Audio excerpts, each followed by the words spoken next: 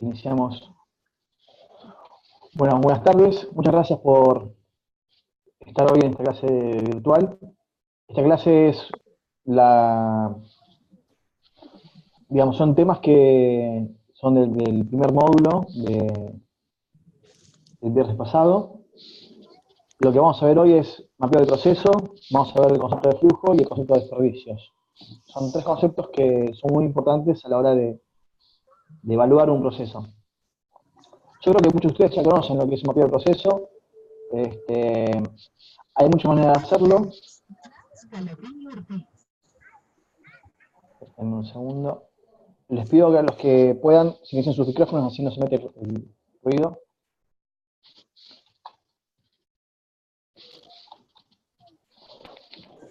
Bueno, primero que los procesos se pueden mapear desde diferentes perspectivas. El más simple, que creo que esto ya lo hicieron en el ejercicio que hicimos, es hacerlo desde lo que son bloques, se llaman procesos de alto nivel. Un minuto.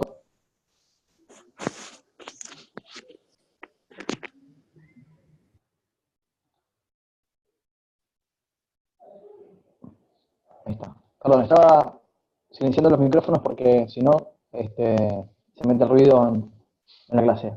Bueno, les decía, entonces los procesos se pueden digamos, graficar de diferentes niveles. Este es el más simple, es el que aconsejo hacer de manera inicial. Tiene que dar solamente la información mínima para poder entenderlo. Tiene que ser en muy pocos pasos, como mucho 7 o 8 pasos. Habitualmente un proceso conviene empezar a recorrerlo para entenderlo bien, desde el final hacia el inicio. Es la manera más efectiva de hacerlo.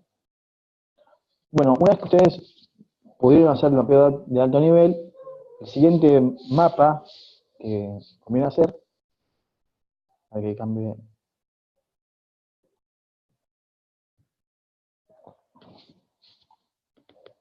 A ver, un segundo, ahí está. Es el diagrama CIPOC, ¿no? Ustedes lo vieron muy por encima el otro día. El diagrama CIPOC es una herramienta fundamental y tiene que estar en cualquier mapeo de procesos. La forma de hacerlo es entendiendo quiénes son los proveedores, o sea, quiénes son las personas que proveen información o elementos al proceso, que son los proveedores, listarlos. ¿Cuáles son las herramientas y materiales que ingresan al proceso? ¿Cuáles son los materiales y la información que puede ingresar al proceso? En la parte de P, lo que se puede poner ahí es un esquema mínimo de alto nivel. Luego, ¿cuáles son las salidas? O sea, ¿cuál es el producto principal de ese proceso? ¿Y a quién está dirigido? ¿No? ¿Quiénes son los clientes? Parece simple, pero no lo es tanto.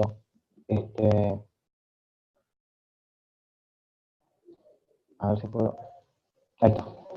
Por ejemplo, este es un proceso, gráfico de un proceso del alta de un sanatorio, ¿cierto? Entonces, los proveedores que tienen que ver con este proceso, esta parte del proceso, son el médico, la enfermera, el administrativo, el personal de limpieza, y las entradas, o sea, la información que ingresa a ese proceso, que tiene varios productos, pueden ser la orden sanatorial, el resumen de gastos sanatoriales, historia clínica, material de limpieza. En la P va el proceso de alto nivel, acá el paciente recibe una orden de alta, regresa el paciente y la habitación, después de una serie de pasos, está lista para usar nuevamente. Y la salida es la anticrisis, el resumen de los gastos sanatoriales y la habitación lista para usar. Y el cliente puede ser tanto el paciente, como el médico del consultorio, como la obra social, o la privada. Es decir, el diagrama CIPOC lo que hace es, de alguna manera, poner de manera clara quiénes intervienen en el proceso desde sus diferentes niveles o diferentes lugares. ¿Hasta acá alguna pregunta? ¿Alguna pregunta quieren hacer? ¿Se entendió lo que es un diagrama CIPOC? ¿Ya lo habían usado antes?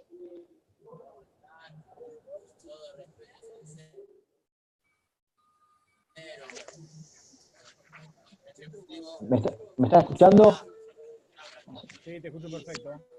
Bueno, quería preguntar si este diagrama CIPOC lo habían usado antes, si ya lo conocían el concepto. No, nunca lo usé. Bueno, entonces ¿se entendió un poco cómo se usa o para qué sirve? Sí, parece que sí. Bueno, genial. Bueno, entonces seguimos adelante.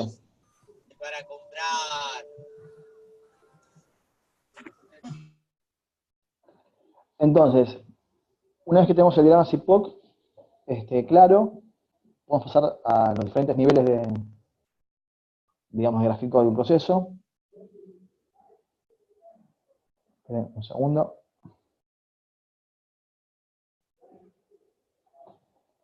Acá. Bueno, esto rápidamente, ustedes tienen en su material esta herramienta hecha en Excel, es muy simple. Bueno, pasemos a diagrama de proceso, diagrama de flujo. El diagrama de flujo es un nivel más de complejidad para poder mapear un proceso. Habitualmente se usan algunos símbolos que son universales. Hay varios formas de hacerlo, pero bueno, esta es la que aconsejamos, que es la más común. Que para el comienzo usemos un redondel. Eso simboliza el inicio de un proceso y el final. Para cada tarea o actividad, el cuadradito. Para la toma de decisiones, el rombo. Si tienen que interrumpir el gráfico y seguir en otra hoja, o quieren sacar una rama de un solo proceso, pueden poner una letra A, y eso significa que eso continúa en otra hoja. La flecha le indica la dirección del flujo, y podemos usar lo que se llama bala o D para graficar esperas o demoras.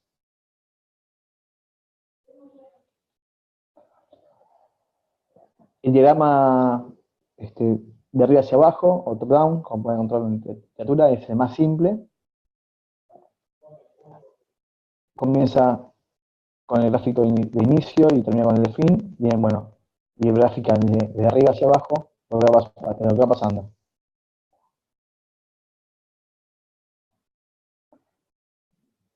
Ustedes tienen una herramienta que espero que les ayude a poder hacer buenos diagramas de flujo en el material que les dimos la clase pasada. Diagrama de swim lane o de carriles. Este diagrama es exactamente el mismo concepto que el anterior, el diagrama de flujo, solo que en cada espacio está dividido en calles donde se pone qué persona interviene en qué momento del proceso. Es todavía un nivel más de complejidad de cómo graficar el proceso. Habitualmente, este tipo de gráficos es el que se puede observar en los documentos que tienen las empresas o que tienen algunos lugares donde trabajan con mejora de procesos. Este es un nivel habitual de encontrar. El anterior era muy básico, el diagrama de flujo de abajo hacia arriba. Este es el verdadero diagrama de flujo y es lo que más se ve.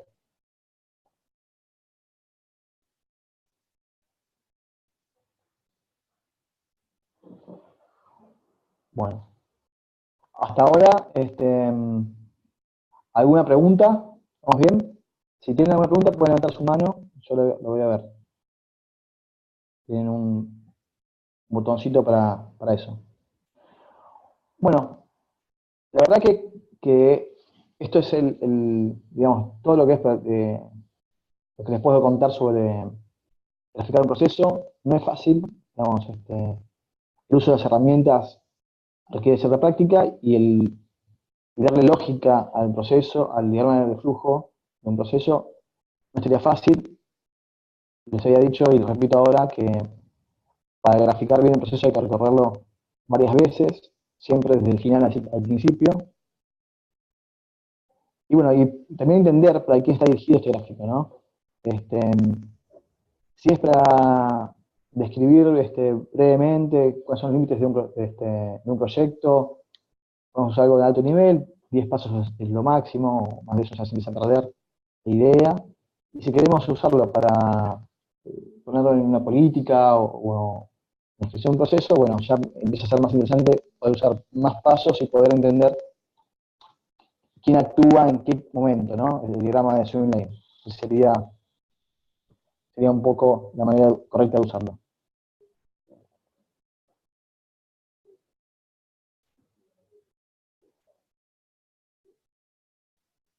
Bueno, lo mismo que dijimos antes, los mapas de proceso en general no son documentos vacíos, son documentos que tienen que tener presentes todos quienes trabajan en el proceso y además es algo que debería cada tanto revisarse y actualizarse.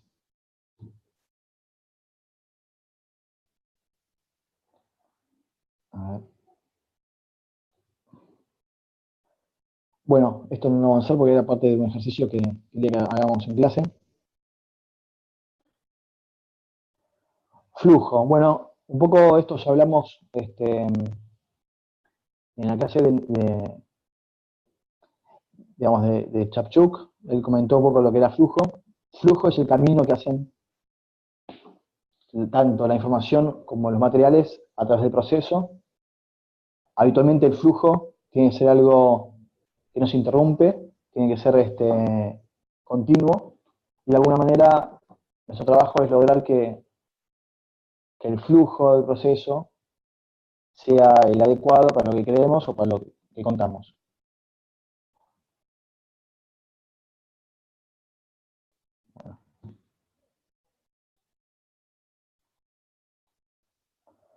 Flujo. Las definiciones de flujo no son simples. Esta es la definición que me gusta mucho, que dice que puede que no sea capaz de definirlo, el flujo, pero sé reconocerlo cuando lo veo. Bueno, creo que cuando nosotros vamos a un lugar, a un hospital o a un supermercado, donde sea que nos encontremos, que veamos que hay una cola, o que hay gente esperando, o que la fila no se mueve, entendemos que en ese lugar no hay flujo, ¿no? Por eso el flujo, si bien no definirlo de manera teórica no es tan simple, sí es muy simple reconocerlo cuando no está. En salud, uno diría que el flujo perfecto es que, digamos, la institución o el sistema pueda brindar un cuidado de manera inmediata a un paciente y sin espera, ni para el paciente ni para el proveedor, y que siempre sea con la misma calidad, una calidad perfecta, que sea empático y que use la exacta cantidad de recursos, ¿no? Esa es una definición muy aspiracional de lo que sería un flujo perfecto en salud. Y que esto suceda de manera continua, de manera interrumpida, en todo el continuo de cuidado de salud, y que siempre, a medida que va pasando el proceso, se vaya creando valor para el paciente, siempre teniendo en cuenta sus valores y sus necesidades. Bueno, esta es una definición muy aspiracional de lo que sería el flujo, me parece muy buena también, como norte, cuando nosotros queremos mejorar nuestros procesos. En salud, los procesos o el fin, digamos, de atención tendría que ser siempre el paciente. Y bueno, esto ya lo habíamos mencionado y aclarado, pero ustedes cuando vean un proceso o quieran entenderlo, fíjense si cumple con estos requisitos, ¿no? Que cada paso cree valor, que cada paso esté de acuerdo con lo que necesita el paciente, que respete sus valores y que la cantidad de recursos sea la adecuada.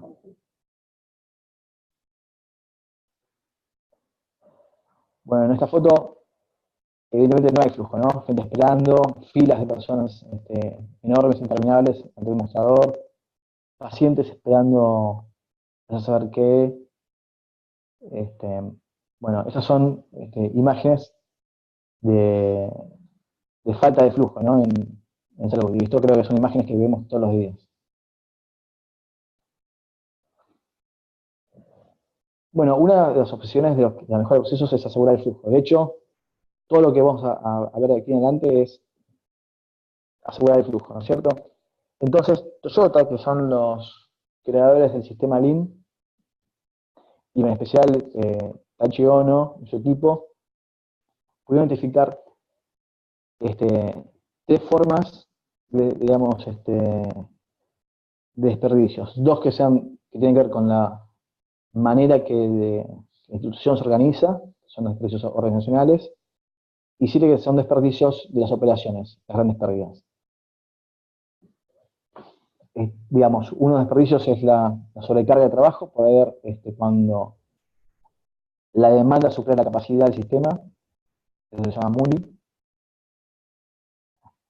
MURA es la falta de nivelación, cuando tenemos personas o materiales, o máquinas, o lo que sea, que no están niveladas con la demanda. Y MURA son desperdicios que tienen que ver con las operaciones, como dijimos antes, que quizás ya la conocen, pero vamos a repasarlos. Antes de escribirlas, cuando uno observa el desperdicio, ¿no es cierto? Los desperdicios no son el problema, son la evidencia del problema. Entonces lo que tenemos que hacer es ir a entender el sistema y el proceso y tratar de mejorarlo, ¿no es cierto? O sea, si yo oculto las colas, oculto las esperas, en realidad no estoy trabajando sobre el problema, sino sobre el síntoma. Bueno, entonces una definición breve de desperdicio, dijimos que son desperdicios, son todo aquello que no agrega valor en el proceso, eso lo vimos definido el viernes pasado. Son todos los recursos que son consumidos de manera ineficiente, son las actividades no esenciales, es el material desperdiciado durante el proceso, son los servicios y productos que no tienen valor para el cliente. Todo desperdicio se traduce en la pérdida de dinero.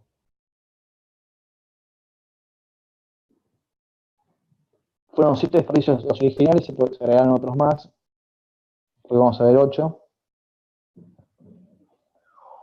Uno de los más comunes es la sobreproducción. Por ejemplo, es hacer más o hacerlo antes de lo que requiere el proceso siguiente. Y es poder, digamos, es cuando uno trabaja a una velocidad mayor de la que requiere el cliente, o lo genera antes de lo que lo requiera. Eso genera, bueno, inventario, cuando se trata de materiales, o información innecesaria, y que eso también se traduce, obviamente, en que esa información sea obsoleta o que genere carga financiera. Un ejemplo puede ser el pedido excesivo de estudios clínicos. No sé si a ustedes se les ocurre otro ejemplo. ¿Vamos bien hasta ahora?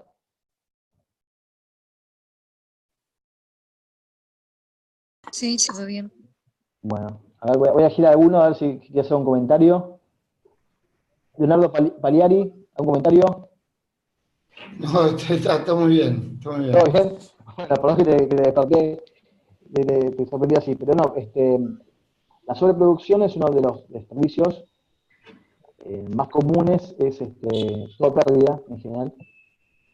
Y bueno, un ejemplo que yo había dado es el pedido excesivo de estudios para un paciente. ¿Se te ocurre algún otro en salud? O cualquier ejemplo que quieras dar.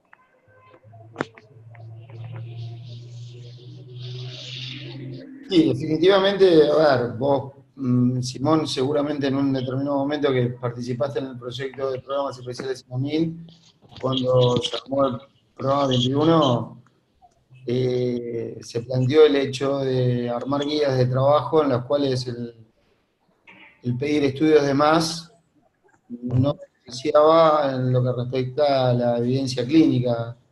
Exacto. Y creo que fue un programa que fue bastante productivo. Bueno, es un muy buen ejemplo.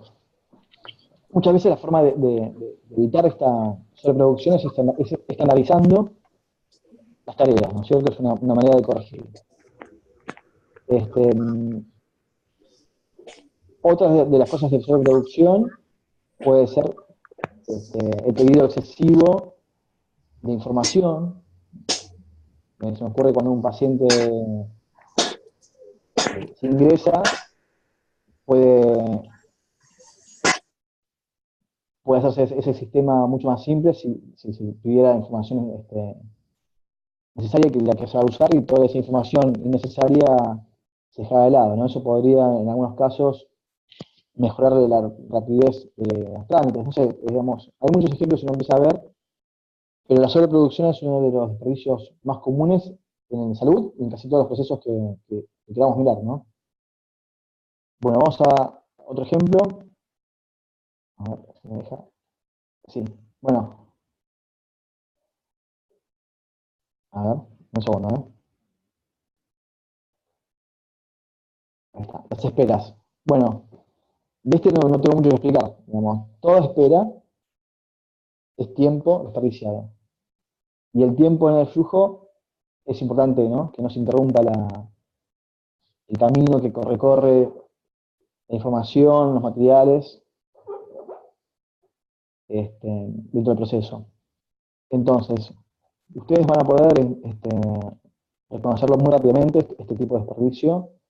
No es el más fácil de mejorar, porque en realidad es una mezcla de otros desperdicios, ¿no? De retrabajos, de errores, de mala planificación. Es decir, es el más fácil de visualizar, pero diría que el más difícil de mejorar, la espera. Por lo menos así lo hemos visto. Y en salud, bueno, las esperas ocurren en todos los procesos que ustedes se imaginen. La más obvia, quizás uno cuando dice espera, es el paciente esperando a ser atendido, ya sea en un consultorio o en una guardia. Pero también pueden ser tiempos de espera para una cirugía, tiempos de espera para recibir algún material protésico, tiempos de espera para recibir la epiclisis y luego ya tienen el alta. Es decir, también es un desperdicio muy común. Lo que sí no es fácil mejorarlo. De todas maneras, en mi opinión, es uno de los desperdicios más afectivos para querer mejorar, ¿no? Porque reducir el tiempo de espera siempre mejora el tiempo de ciclo, y si mejoramos el tiempo de ciclo, siempre mejoramos la productividad. O sea, si bien no es fácil resolverlo, bueno, es muy interesante poder bajarle unas esperas.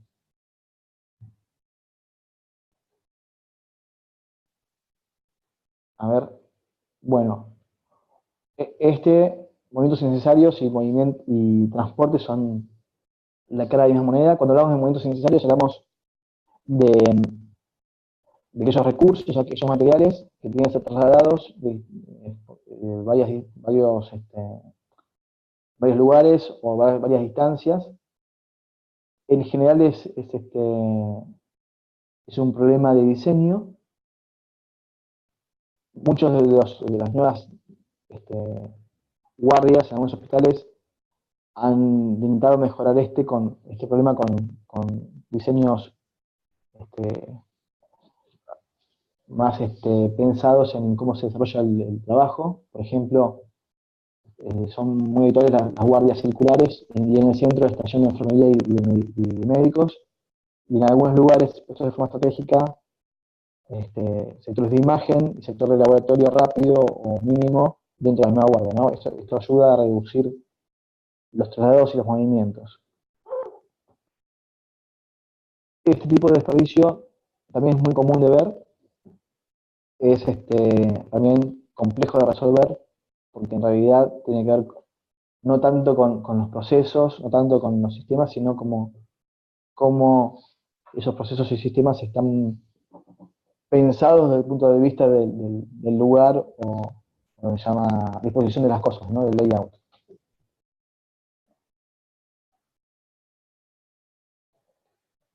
Transporte, bueno, lo que dijimos anteriormente, todo traslado, todo transporte es una pérdida de tiempo, aumenta costos, aumenta tipos de ciclo.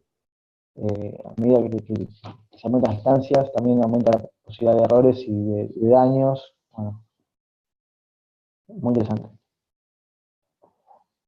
Otro de los desperdicios que son cada vez, ¿cómo explicarlo? Bueno, que son muy obvios y que de alguna manera está bueno plantearse es el tema del inventario. Ya le había dicho Sapchuk que en los hospitales hay Probinox como para definir los tiempos y que esa es una manera de tener plata. Primero, que ese material ocupa lugar. Segundo, que ese material en términos de dinero es dinero que está congelado, que no se puede usar para otra cosa. Y que muchas veces ese inventario excesivo no está donde tiene que estar, además. Entonces, el inventario excesivo en realidad a veces se puede ser la punta del iceberg, un problema mayor, que es la falta de entendimiento de qué se están necesitando y en qué momento y en qué lugar. De alguna manera es un buen tipo de desperdicio para investigar un proceso y su sistema, ¿no? Hay una foto de un cementerio de sillas de rueda, que había salido publicada hace unos años, que tenía que ver con una organización muy grande que, bueno, compró el por mayor, la dejó en un lugar, esas sillas se reunieron, pero faltaban en otros lugares, ¿no?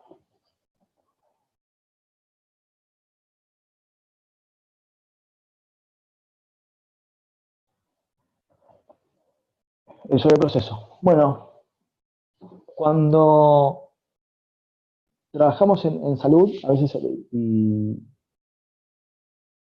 podemos pensar, digamos, se me ocurre pensar en un paciente al cual le pedimos 2 veces el mismo laboratorio porque no creemos que esté bien hecho en el anterior, o queremos reconfirmar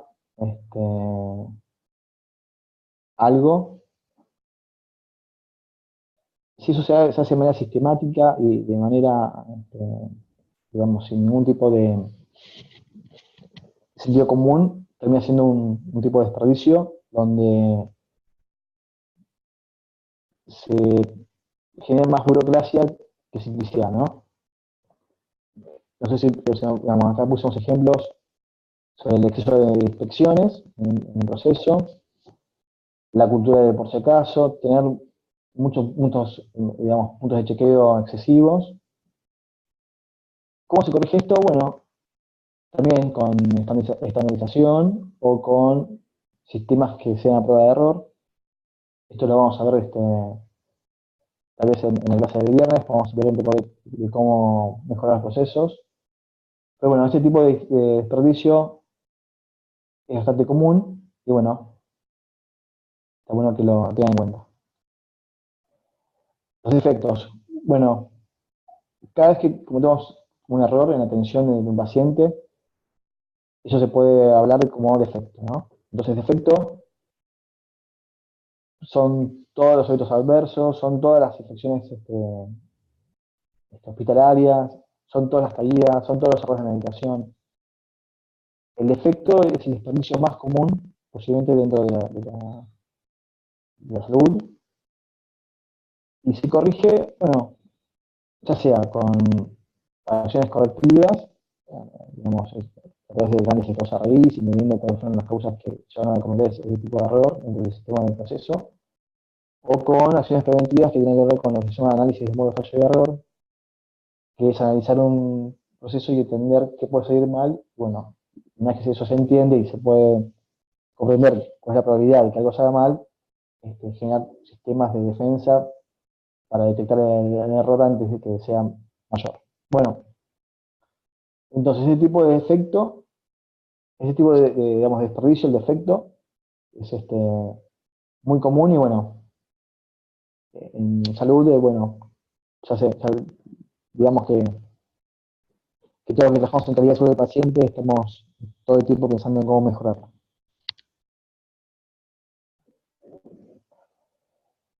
El último, entonces, es el octavo desperdicio, que es no aprovechar la capacidad de la gente de manera correcta, ¿no? Y tiene que ver con un mal diseño de las actividades, un mal diseño de cuáles son los roles, y de alguna manera ese tipo de desperdicio, bueno, no solo afecta, digamos, el proceso, sino también tiene consecuencias a nivel culturales, ¿no? Desmotiva, genera problemas de equipo, genera otros tipos de desperdicios, como errores, como defectos. Entonces es muy importante también tener en cuenta, cuando uno mira un proceso, como dijimos antes, no solo entender cómo funciona el flujo de información, el flujo de materiales, sino entender cómo funciona el equipo de personas que trabajan en ese proceso.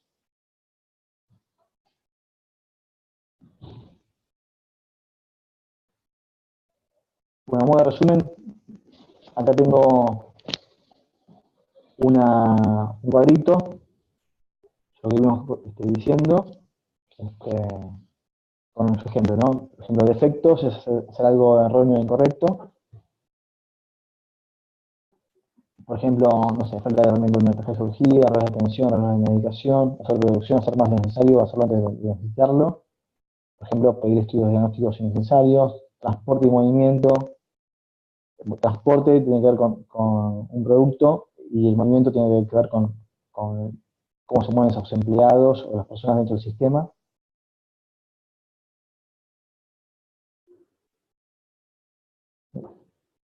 Sobre el proceso, hacer digamos, las cosas dos veces o de manera burocrática. Las esperas, bueno, ya lo vimos, los inventarios y el potencial humano. Bueno, este es el resumen. Bueno, me gustaría hacerles una pregunta. No sé si Claudia, si querés decirnos algo, comentar algo. Estaba pensando en mi hospital todos los defectos y todas las situaciones de espera y cosas que en realidad está lleno. Hay que empezar a mirar todos los procesos y hay un montón de cosas para corregir. Bueno, vos dijiste algo importante. Cuando uno mira, empieza a abrumarse porque encontrás defectos y desperdicios de todo tipo y color, ¿no es cierto? Muchas veces, digamos, cuando uno recorre el proceso en la industria,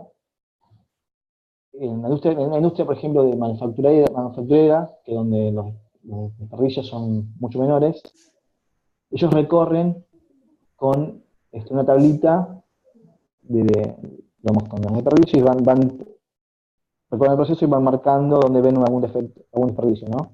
Y anotan, bueno, acá había un desperdicio de espera, acá había un desperdicio sobre el proceso. Posiblemente, si nosotros recorremos un proceso en salud, sobre todo un proceso que no está muy aceitado, estén todos presentados, todos los tipos de desperdicio. Entonces, una de las sistemáticas o de las formas de encararlo es empezar por aquellos que tienen que ver tal vez con las esperas, como dijimos, tienen que ver con la punta del iceberg del sistema, y empezar a trabajar en las esperas para reducirlas. Eso de alguna manera te va a llevar a trabajar también de una manera indirecta en reducir los otros defectos. Otro de los defectos así claves para empezar a trabajar es en la sobreproducción, ¿no? Cuando uno ve algo que hay sobreproducción, significa que ese proceso no está bien claro para quienes están trabajando en ese proceso y estandarizándolo mejora rápidamente. Bueno, eso es una idea. De todas maneras, depende de cuál sea su proyecto o cuál sea su interés en ese momento, van a trabajar en un defecto más que en otro. Pero bueno, a modo de guía, los tiempos de espera, la sobreproducción el inventario también, son formas de trabajar también, no solo en el efecto en sí, sino también en mejorar el sistema y el proceso.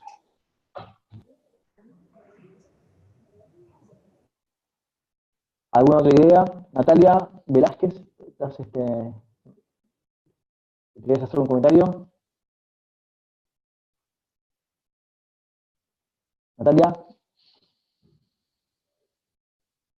Bueno, no me escucho. Bueno, si les parece bien, seguimos adelante. Ya falta muy poquito para terminar.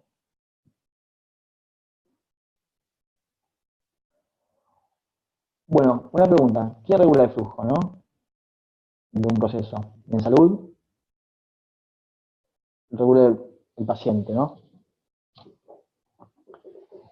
Entonces, una pregunta que me hizo una vez un ingeniero es, ¿cuál es la peor de las 7 grandes pérdidas?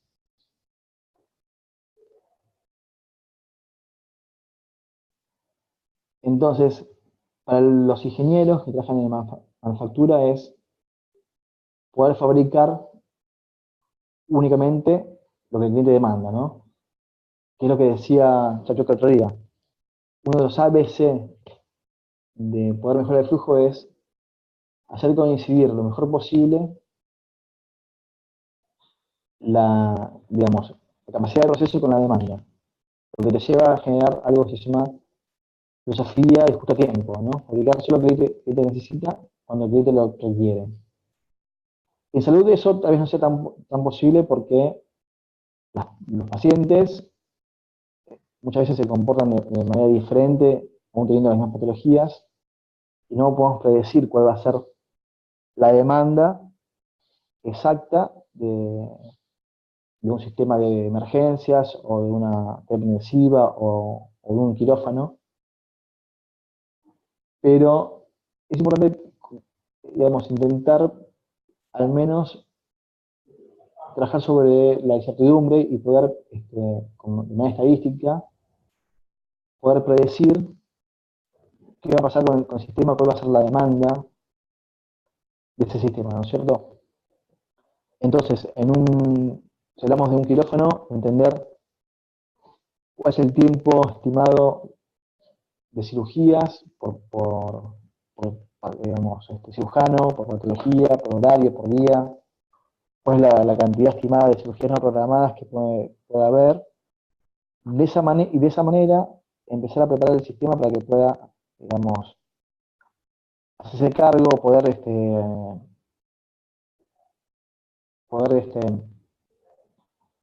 lograr hacer digamos, una buena macheo entre capacidad y demanda, ¿no?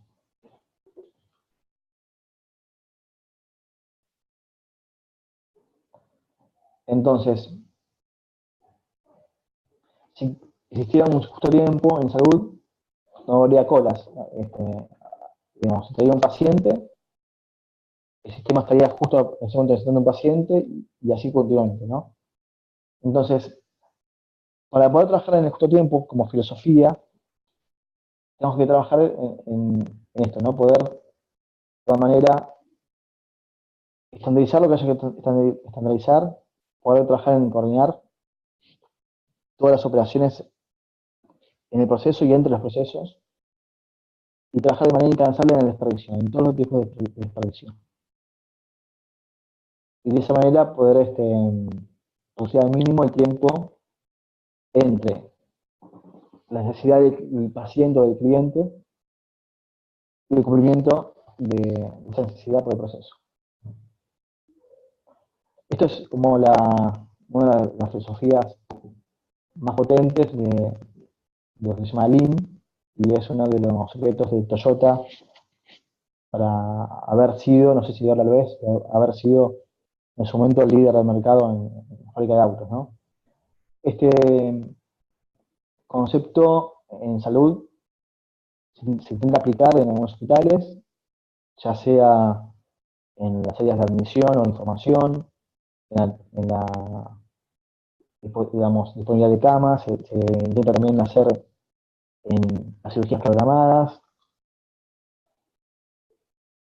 También lo he visto en lo que es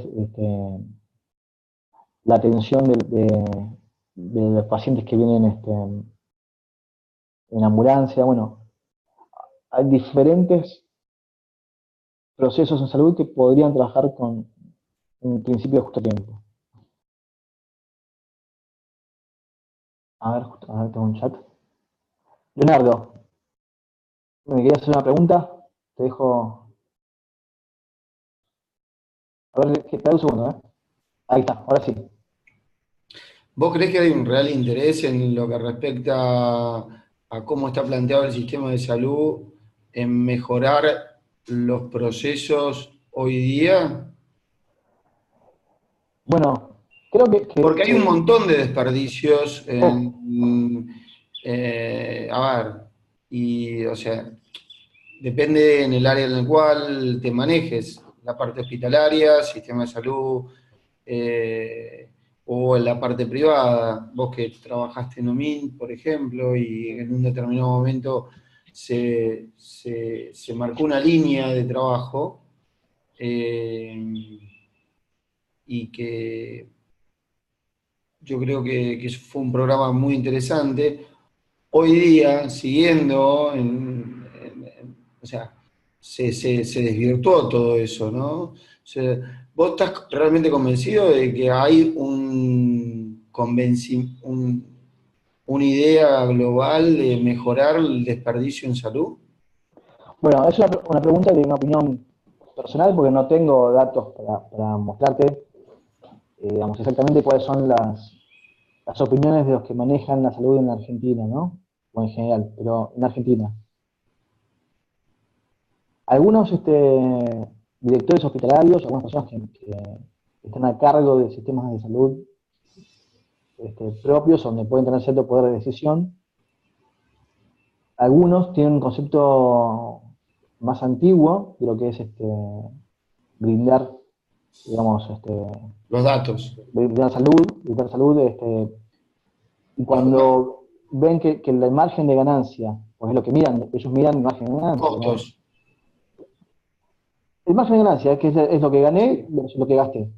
El Sí, margen, sí, el sí. margen de ganancia, que en salud es muy bajo, porque cuando en los años 60, 70, el margen de ganancia estaba en un 10%, ¿sí? Que para una industria eso es muy bueno.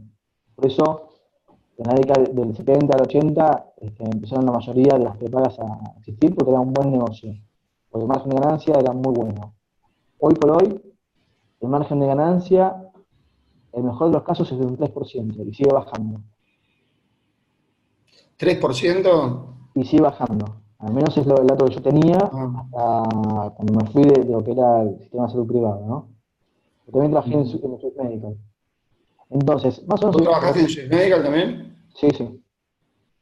También se Y repite, ahora, ¿por sí. qué crees que hay dentro, así todo, siguen expandiéndose y generan, hay muy poca integración y muy poco trabajo de equipo, y esto en lo que respecta a lo que vos hablabas, de los Sí, sí. procesos, y está Entonces, tan fragmentado el sistema, ¿no? sí. Eh, Tu pregunta me encanta. Déjame darte esta respuesta. Cuando vos tenés, imagina una torta, ¿no es cierto? Entonces, la ganancia, ese 3%, sería un pedacito de torta que imagínenlo de un color diferente al resto de la torta. Eso es lo que te queda, ¿no es cierto? Entonces vos decís, che, pero este 3% de ganancia no me gusta mucho. ¿Por qué no nos expandimos, hacemos algo más grande? Entonces, la tendencia es hacer tortas más grandes, pero donde el pedacito de torta que como, o que me queda para mí, sigue siendo el mismo o el mismo 3%. Entonces lo que se hace es expandirse y no trabajar sobre aumentar lo que me queda como ganancia, ¿no? Como margen. Entonces los sistemas de salud actuales crecen en hospitales, crecen en comprar lugares, pero siguen siendo tan ineficientes como siempre. Entonces lo que les queda es siempre lo mismo. Y eso es lo que es una forma de pensar, digamos, las cosas creo que muy actual, ¿no? Cuando tenemos un problema, pedimos más gente, cuando tenemos un problema, pedimos más materiales. Contaba, el año pasado, tuvimos una visita de un ingeniero que se llama Gustavo, Torres Pelayo, que trabaja en el Británico.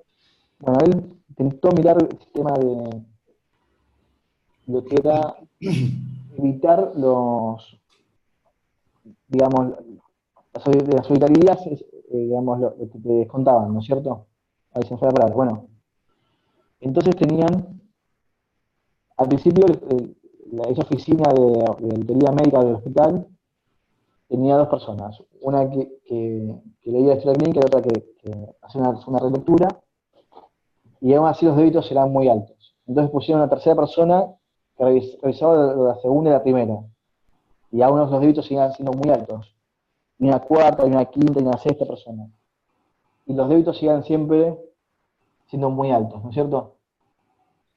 Entonces eso es una fábula de cómo trabajar mal en un sistema que tiene mucho desperdicio.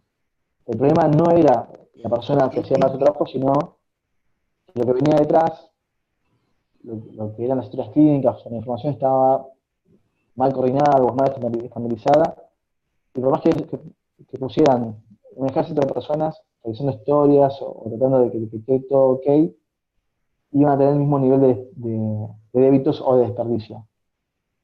Entonces, en salud, lo que te puedo decir es que hay mucho desconocimiento y mucha actitud de hacer tortas más grandes, pero con el mismo nivel digamos, de margen de ganancia.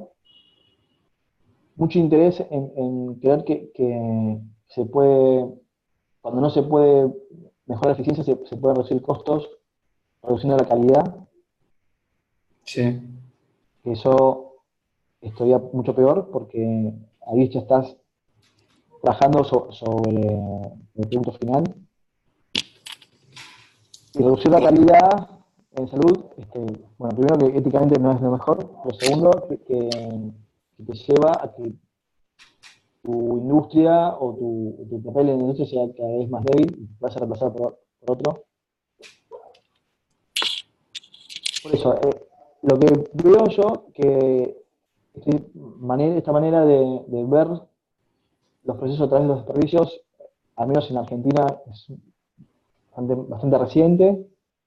Todavía, cuando hablamos con personas que están en niveles altos, todavía no manejan la parte técnica de esto, porque muchas veces los que están en niveles muy altos o han sido médicos que han llegado a ese lugar porque han tenido muchos años y han tenido un papel muy bueno de desempeño clínico, pero cuando llegan a un punto de decisión son muy buenos médicos, pero muy malos administradores. Entonces, cuando la concepción que suelen tener, digamos, básicamente, ¿no? Esto es un estereotipo, pero suelen tener de lo que es la buena medicina, tiene que ver con ser buenos médicos, con ser buenos académicos, y no tanto con entender cómo se para la organización, cómo se coordinan los sistemas, cómo se ordenan los procesos, es la clave para hacer buena medicina finalmente, ¿no? Ya, me parece, a ver, sin lugar a dudas, creo que es el futuro. Ahora, por eso te preguntaba, digo, vos conociendo un poco la parte global, ¿creés que hay en lo que respecta a la medicina prepaga, que a lo mejor es lo que yo más manejo, ¿no? Hoy por hoy, hay un convencimiento de profundizar en este aspecto? Mirá, te voy a responder con lo que tuve yo de experiencia. Es muy difícil empezar a arreglar un sistema que no estuvo pensado para actuar de esta manera. Entonces, lo que están intentando hacer muchos sistemas de salud, muchas prepagas, es empezar a tener datos, porque no los tienen. Sin datos no puedes ni siquiera pensar en poder mejorar. Entonces, un sistema de salud, por ejemplo, una prepaga, que trabaja sin datos o con datos muy pobres, o que son muy tardíos, porque ahí los datos son buenos pero llegan muy tarde, tiene serios problemas para poder mejorar. Yo, por ejemplo, ¿no? Leonardo, si datos de facturación tienen 3 o 4 meses de retraso con lo que está pasando realmente en este momento, ese dato no me está sirviendo. Es como manejar el auto con la velocidad de la semana pasada, digamos. Sí, sí. Bueno, pero eso es un negocio que obviamente en un país como el nuestro, con 3 meses de diferencia, te genera una diferencia, una rentabilidad, y si, o sea, utilizando un poco los conocimientos, la tasa de descuento que te genera de lo que vos estás facturando en un mes y después lo vas a percibir dentro de 3 meses, hay una ganancia implícita, ¿no? O sea, Bueno, bien pensado, Javier, hay una diferencia. no hablar, pero digamos, pero eso te marca el no tener datos en tiempo real. O sea, de flujo, vamos a hablar de flujo. Una de los ABC del flujo es machear demanda con capacidad, ¿no es cierto? ¿Estamos de acuerdo ahí? La otra cosa de flujo es tener datos en tiempo real para poder hacer acciones este, adecuadas y tomar buenas decisiones. Y la otra es poder predecir lo que va a pasar. Ya sea para especular, pero también te genera ser muy eficiente, tener esa demora entre la información válida y la información que necesitas para actuar en ese momento. Entiendo que en algunos prepagas le pagan a los proveedores con un atraso de 3 meses y esa plata jugó en el mercado un papel de ganancia extra que es, digamos, que es interesante para el financiador y muy malo para los que somos médicos, pero también créeme que a ellos también les es muy malo tener ese tipo de datos, ¿no? Tan atrasados, tan descoordinados. Por eso te decía, un sistema de flujo ideal, uno lo puede ver cuando vos ves demanda y capacidad machadas y datos en tiempo real. Cuando eso no existe, el flujo no debe ser muy bueno. Y si el flujo no es muy bueno, posiblemente haya desperdicios. Si hay desperdicios, hay pérdida de dinero. Entonces, hay intentos de las aislados, de trabajar un poco con este sistema de mejora. Te puedo hablar del Finoquieto, me consta, te puedo hablar de algunos sanatorios como el diagnóstico, y de otros más, seguramente, ¿no? En Córdoba también hay una preocupación por querer tener menos desperdicios. Y tener menos desperdicios requiere tener datos, y esos datos estén disponibles rápidamente, y esos datos que estén disponibles para las personas que trabajan en el proceso y no que sean datos que vea una sola persona en un escritorio en el último piso, que tampoco sirve. El tablero de control del gerente, ese concepto es un concepto antiguo. El tablero de control tiene que estar disponible para todos y visible para todos. Cuando yo trabajé en Prepagas, el tablero de control lo manejaba 2 o 3 personas, y tenía sus reuniones de gerentes que eran como logias donde solamente entraban ellos y lo que dice la nadie lo conocía. Entonces uno trabajaba en el proceso sin saber si los resultados estaban bien, si había algún problema, si se podía mejorar. Bueno, eso debería cambiar. Al menos sería una manera de poder actuar en esta ineficiencia que en salud es gigante, ¿no? Pueden ser de la foto que mostramos de Berwick, prácticamente del gasto de salud en Estados Unidos, ellos que pueden medir bastante, más del 90% eran desperdicios. Leonardo, la pregunta te digo que da para mucho, digamos, pero sí, yo tengo la sensación de que hay casos aislados, no todos comparten la misma visión, y todavía se trabaja esta cosa de hacer, digamos, tortas cada vez más grandes, pero igual de ineficientes, ¿no? Bueno, esa es una respuesta un poco larga, pero Sí. Coincido. bueno, yo creo que ya terminamos, ¿eh? No tenemos mucho más para decir, para que...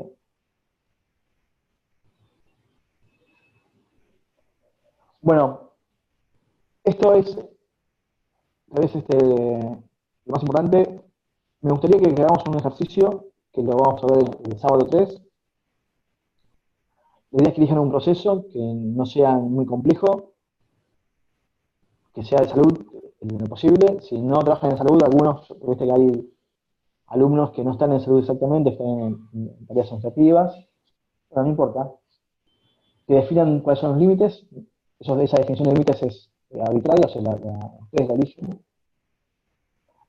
Hagan un diagrama CIPOC. Para hacer un diagrama CIPOC tienen que también hacer un diagrama de flujo de alto nivel, o sea, de 5 o 6 pasitos. Escribir cuáles son los atributos de ese servicio o producto que tiene ese proceso, que puede ser información, puede ser a un documento. Nombrar cuáles son las expectativas del cliente con respecto a ese producto o servicio y medir, ¿no? El tiempo de flujo o lead time, ¿se acuerdan que esto lo vimos? Es el tiempo punta a punta, el lead time o tiempo de flujo, y ver si podemos tener estimativamente el tiempo de ciclo y el tiempo de TAC. Alguien me había preguntado que el tiempo de TAC no había quedado claro. ¿Puede ser? Yo me perdí la palabra. Okay, bueno, el tiempo de TAC es un cálculo muy simple. Es una cuenta, es una división. En el numerador va el tiempo operativo real del proceso, o sea, cuánto tiempo operativo tiene ese proceso real, que puede ser calculado por día, por hora, por lo que ustedes quieran y consideren que digamos, tiene sentido, dividido, y en el denominador va la demanda. Y eso les va a dar un numerito. Ese número es cada cuántos minutos, segundos o tiempo el proceso debe producir algo, o un servicio o un producto. ¿Sí? Imagínense una línea de producción que va escupiendo algo, bueno, ese autolavado, como decía Nicolás, ese tipo de TAC. ¿Cada cuántos minutos, segundos tiene que producir algo ese proceso? Toda tarea del tiempo del proceso que tiene un tiempo mayor al tiempo de TAC es un problema y se considera que retrasa o que es un cuello de botella. Así que bueno, esta es la tarea que tenemos para lograr el 3 de noviembre. Si pueden hagan un diagrama de flujo, si pueden hagan una descripción de qué desperdicios, cuellos de botella han visto y los pueden justificar. Y si pueden hacer una pequeña encuesta de los clientes si están satisfechos o no, sería genial. A ver.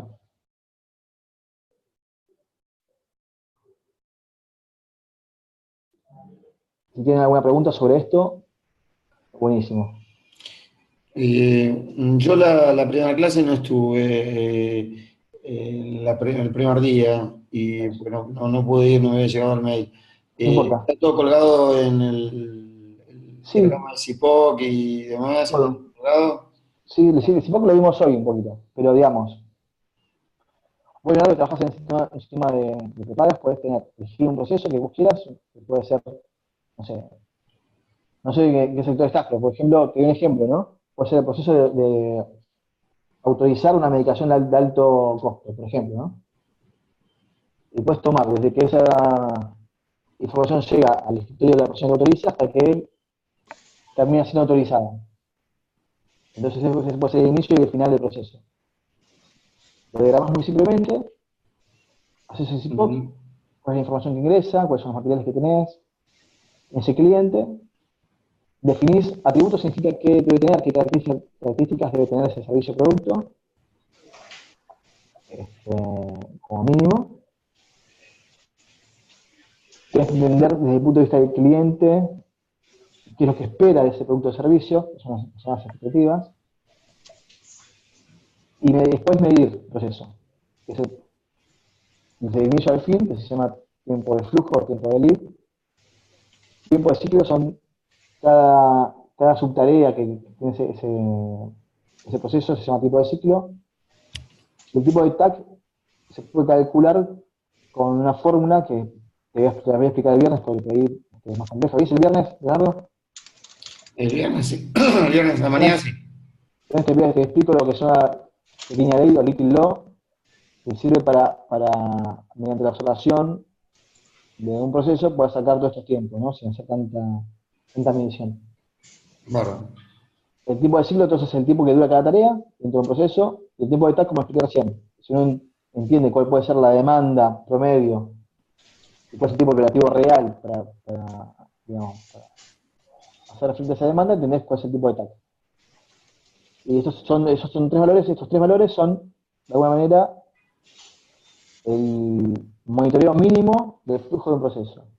O sea, si yo tuviera que medir un proceso, o al menos el flujo de un proceso, tendría a la vista estos tres tiempos, ¿no? Tiempo de ciclo, tiempo punta a punta y el tiempo de TAC. Perfecto. El diagrama de flujo, bueno, ya lo expliqué, digamos, las tareas que puede hacer, al menos puede ser el diagrama de arriba hacia abajo.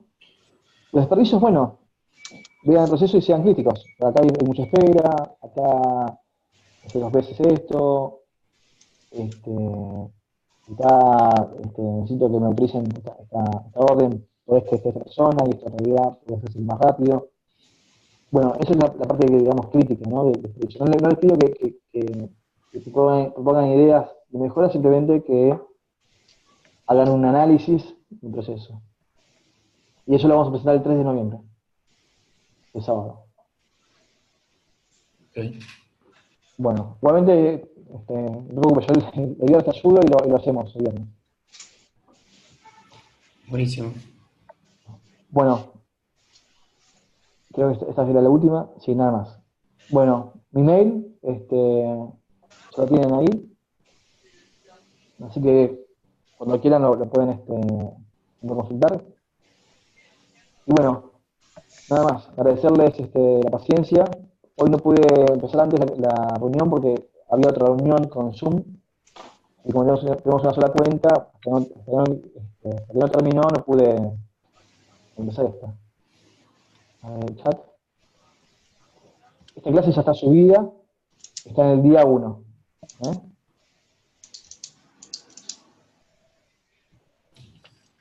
Bueno, no hay más consultas. Perfecto. Bueno, estamos en contacto. Ya los dejo seguir con su rutina. Yo también tengo que ir al consultorio, así que bueno, nos vemos. Saludos. Hasta luego. Gracias por todo. No, ustedes.